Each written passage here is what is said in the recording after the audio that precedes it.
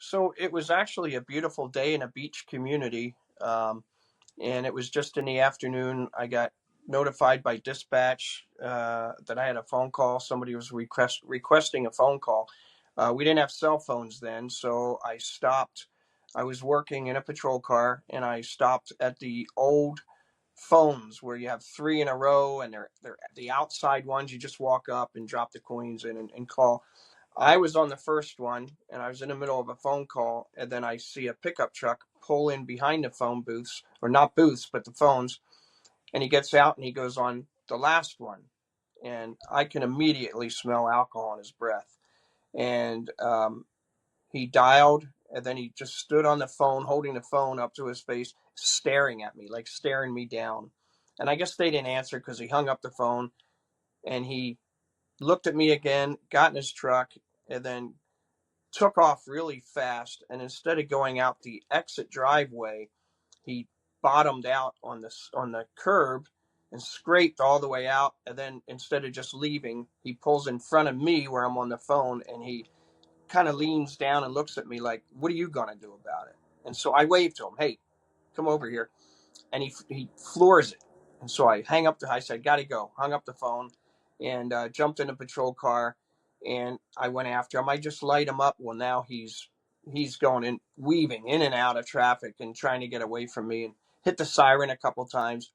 He goes a couple blocks over the freeway, and then he pulls into a gas station.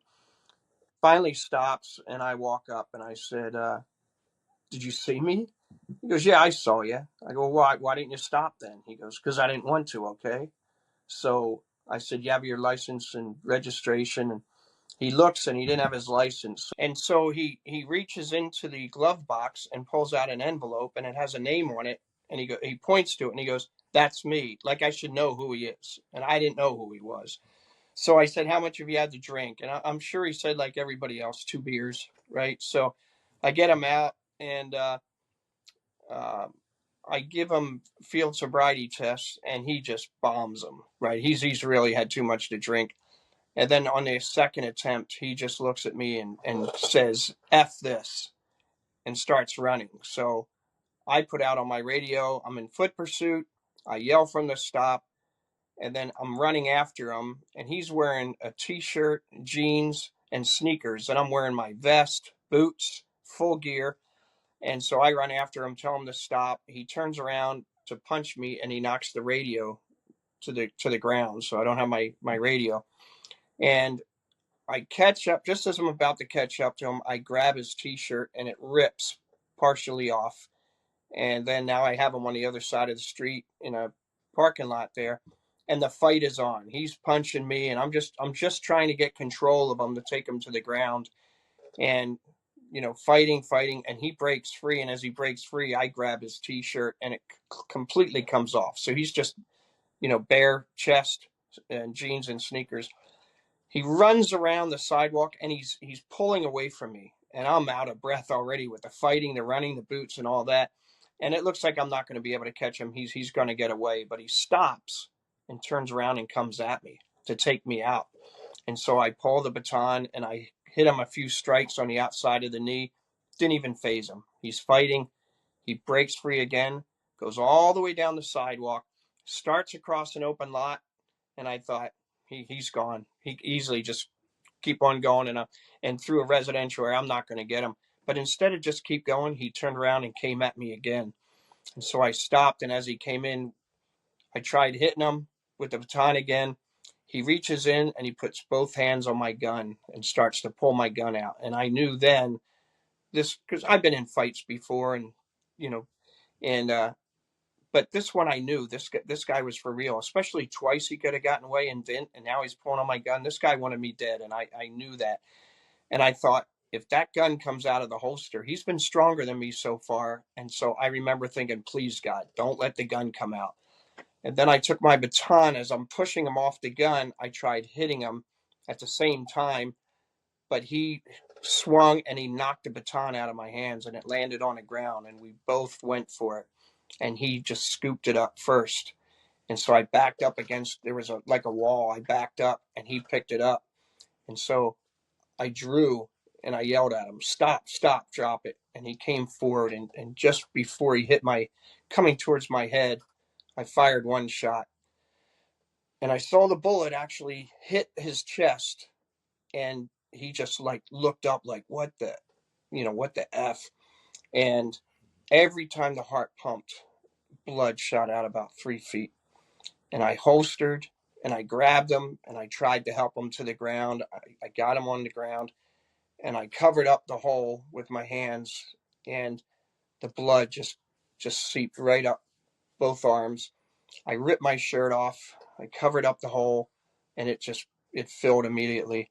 When I looked up, it was a Sunday afternoon right by the beach, and I looked up. It looked like about 200 people, that were standing there watching this. And a girl came running up with my radio, and she goes, "Here's your radio." So I called in, officer needs help, and made sure I told him that I was okay. I said, Mm-hmm. it seemed like hours before I heard any sirens. I'm sure it was less than a minute, but in your head, it just everything slowed down. And I said to people, "Hey, did anybody see what happened?" And people like, "Yeah, he was going to hit you in the head." And other people, "He's going to kill you," and all that. I go, "Please make sure you wait here and Yeah. talk to him." I was thinking about that. I want everybody to know that it was, that I was justified. Then they showed up, and the sergeant, found out what happened real quick, and he says, "Hey, take Smith back to the office." And I'm going to tell you, And we're going to talk about, I want to talk about that aspect of it, the okay, aftermath and how that works. Um, and we'll get into that. It's so important for people to really know about, what's it like, not only going through the actual incident and this attempt on your life, um, but really, as traumatic as that is, it's really only the beginning. It's the tip of the iceberg as far as the entire process for the officer. yeah, I want to go back to something, Brian, and again, this is the second time we've talked about this in the last couple of days. But something really hit home with me. I mean, you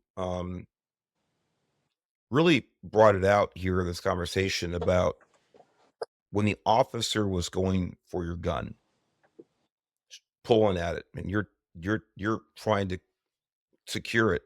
He's trying to take it.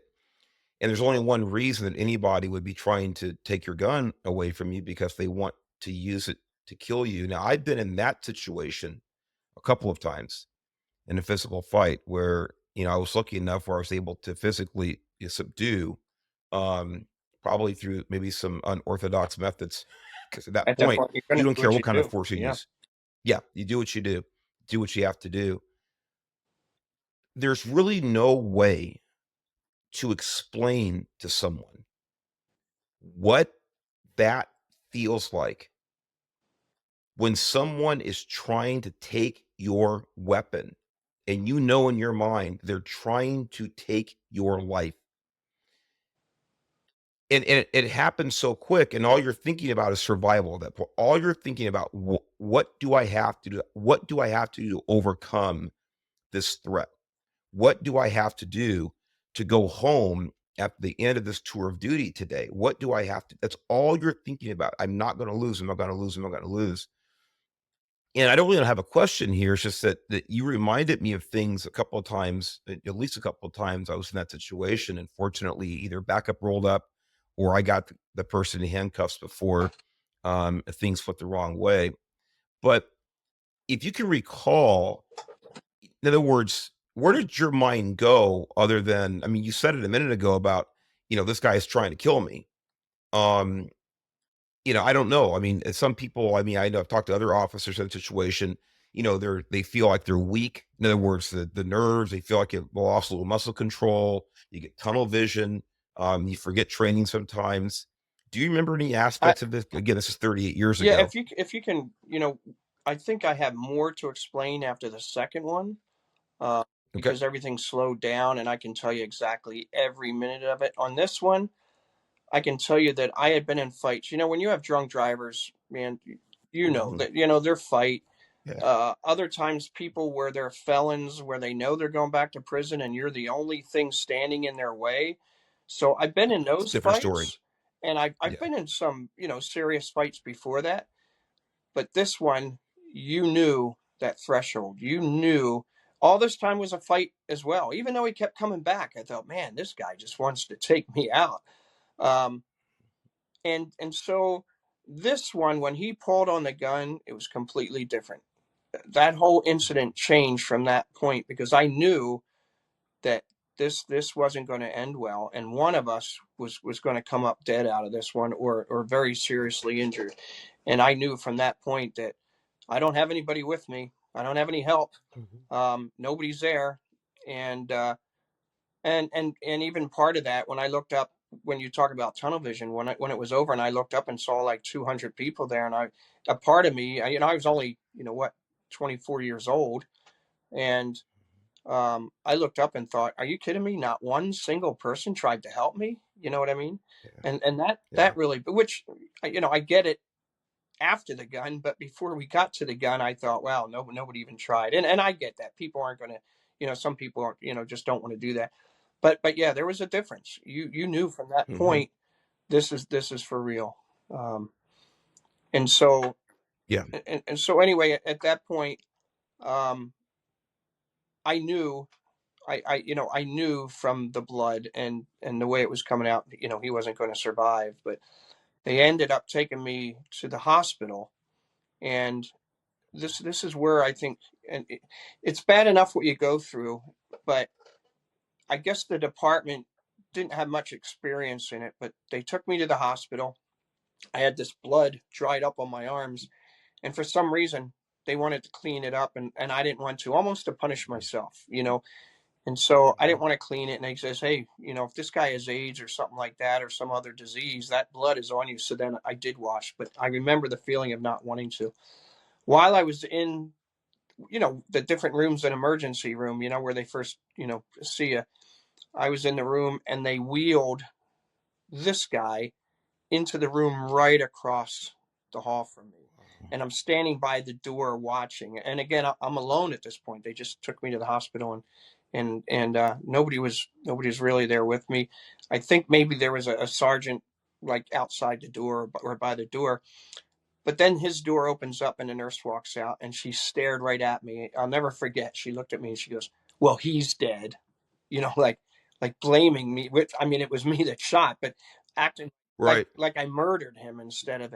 And I remember that clear as day. And I remember the detective from the police department coming in, and he says, "Hey, we want to draw blood to make sure you're not under the influence of anything, alcohol or drugs." And okay, I gave him the blood sample, and he goes, "You know what? We need to also get a urine sample to make sure you're not Okay. under anything." So I gave him a urine sample. And then they took me down to their police station, and they put me in a room. And then the detective turns to one of the uniformed officers, and he hands him the urine cup. And he said, "Take Officer Smith and get a second urine sample." Well, there's a men's room right across the hall from this conference room where you're at. Instead of taking me across the hall, they took me down into the holding cell, and where you take criminals. And Yeah. and I said, "Well, I don't know that I can go." And the guy goes, "Well, we'll just wait till you can." Like, again, like I was a criminal. And so I gave Yeah. him the second sample. I went upstairs. They sat me at the end of the table, and there was a lieutenant in there now, but he never said a word. He just sat. He wasn't a very popular lieutenant. He wasn't a people person.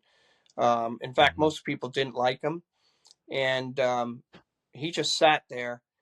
And then one of the worst things ever is they read me Miranda. Now, just to tell you, 26 years old, I just got off probation like 2 months before that, so, or a month and a half. And for everybody to know, in other words, that means you've been on the job for about a Yeah, year, just over a year. 13 months. Yeah. So Yeah. um, then they read me Miranda. Well, as an officer, you're reading Miranda to people and criminals.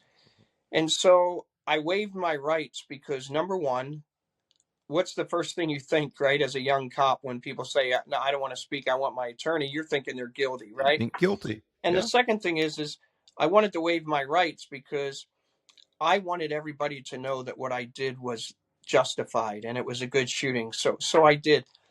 But here's the other problem. They probably had probably 8 or 9 people in this room, different deputy DAs and detectives, and they're throwing it at me like, ask this question. Somebody over here would ask questions. Somebody over here would do follow.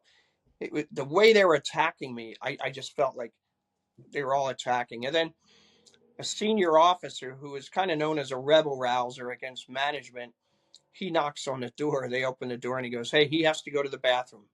And they knew who he was. They said, "Hey, you need to leave." And he goes, "No, he has to go to the bathroom." I didn't at the time. I didn't want anybody to interrupt. I just wanted to get through this. So I don't know that I appreciated it then as much as I do now, looking back, that he was looking out for me. And so he goes, "Brian, I said you have to go to the bathroom." So he takes me out and he goes, "Don't talk to anybody. I'm getting an attorney here. Don't talk." And I said, "No, Fred, I appreciate it, but I'm gonna finish talking." And I did. But it was good advice by him. You never know, right? Hmm. Um, Right. so this shooting was, I'm going to guess it was in the afternoon, maybe. I don't. I'm guessing 7 o'clock, still light out because it's in May, and I didn't get to go home till probably 3 or 4 in the morning. That's how long it went. And then you come home, you don't know how to act. Your life just Yeah. changed. You're not innocent anymore as far as innocent in life, right? And I didn't know how to act. I had my wife and at the time 2 boys, and it was really hard. And then my parents lived in Philadelphia. They got the call and they immediately got on a plane and flew out here. And my dad was telling everybody, "Don't say what happened," but it was a politician's son, and that's the thing Hmm. is they said he had been involved in a lot of violent things before. He would get arrested. The next day, his father, who was this politician, would he was actually the ex-mayor of the city. Now, just sort of clarify that the suspect, the suspect in the shooting here, that's who you're talking Yes, about. yeah, the Yes. suspect, So, a bunch of incidents of violence, and he'd get arrested, and then his father would call the chief, and as his father was previous mayor. time, and he would get released. So in my opinion, he got bulletproof, right? Like, probably a bad word to use, but he was I was going to right. say Not a that's good yeah. word, but he got away with everything, and so he had this cocky attitude. And the newspaper said, ex-mayor's son slain by CHP officer, and I just happened to see the newspaper laying there when I saw it. And then they hired an attorney in town, and that went on for 5 years of civil depositions. This guy, I believe I think he was 29. Some of those details, I could be wrong Hmm. on, but he was under the influence, and they would say stuff about me like I could go to prison and all this, and everybody say, "Nah, don't worry about it." Well, you're the one that can go to prison. Of course, you're going to worry about it, right? And especially today, right? But that's a time, another story. Yeah, Um, there's another that's story. another Yeah. story. And anyway, it Hmm. went 5 years, and it did go to civil trial. And in the end, they sued the state, not me, but in a civil trial, Right. the jury ruled 11-1 in my favor, and the one that voted against me said she agrees I should have fired, but I should have shot him in the leg, right? And that was their reasoning. It's Um, pure ignorance. but Yeah. yeah, and Yeah. and so you get the like you get the nightmares. And I mean, I would see my body getting shot up. And in college, I was told that you don't dream in color, and you can't dream that you're dead. And I can tell you, after the dreams I went through, that's not true, man. At least in my head, it was some brutal dreams. And so what I started to do was I would purposely, because I couldn't wake myself up out of these dreams. They were so bad and so violent that I would fall asleep and force myself to wake up before I had them. Well, then that caused sleeping disorders. And then Hmm. that caused stomach problems. And then for your viewers, one of the important things there, you don't realize that you're so irritable that any little thing that other people do it pisses you off or upsets you. And I remember my wife, who was very good and helping me and stuff, but I guess she was going somewhere one time, and I said, "You're going to wear that?" And I remember her saying, "You're going to tell me what to wear now?" I mean, I wasn't Mhm. sleeping. And then I would, in the morning, I would just, maybe wake up about 10 in the morning, only get maybe 3 hours sleep, and then just sit there and watch TV all day. I didn't want to do anything.